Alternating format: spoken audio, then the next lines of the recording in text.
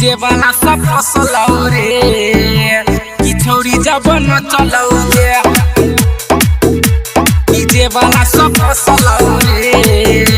कि छोरी जब न चलौ रे जख्मी जितेंद्र की आवाज में कि छोरी जब न चलौ रे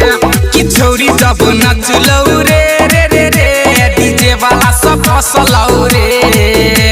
कि छोरी जब न चलौ रे लगा के वठा लाली नचे रे हाली हाली लगा के वठा लाली नचे रे हाली हाली छोरी कोना की दबा के जब हंसलौ रे रे रे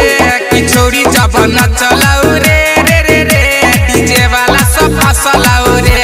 लगा के वठा लाली नचे रे हाली हाली लगा के वठा लाली नचे रे हाली हाली छोरी डीजे वाला सब फसलौ रे रे रे रे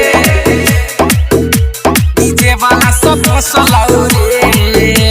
कि छोरी जब न चलौ रे ओम शंकर परसा डीजे वाला सब फसलौ रे सैंडल ऊपर घघरी लगा के नाचिए खूब धमाधम रे डीजे वाला के मजा एलो वॉल्यूम बढ़ाबो दन दोन रे वॉल्यूम बढ़ाबो दन दोन रे सैंडल ऊपर घघरी लगा के नाचिए खूब धमाधम रे डीजे वाला के मजा रे एलो वॉल्यूम बढ़ाबो दन दोन रे मटकोर के दिन छोरी लागो नमकीन छोरी कन की दबा के जब हंसलौ रे रे रे रे कि छोरी जब नचलौ रे रे रे रे डीजे वाला सब फसलौ रे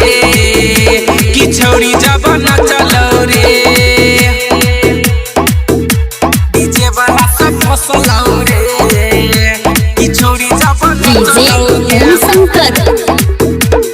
परसा हरबिंदा डीजे वाला सब फसलौ देखेला पूरा टोला के झरा डीजे पकू दे रे फाइन रे 5-10 मिनट पर ठुमका लगा कोई देखे में छोरी समाट रे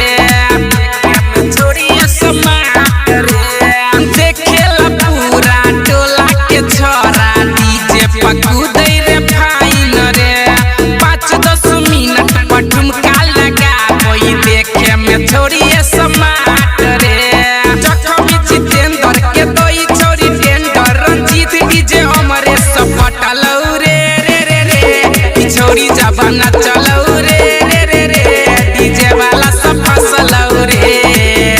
कि छोरी जब न चलौ रे फंस गेलौ रे।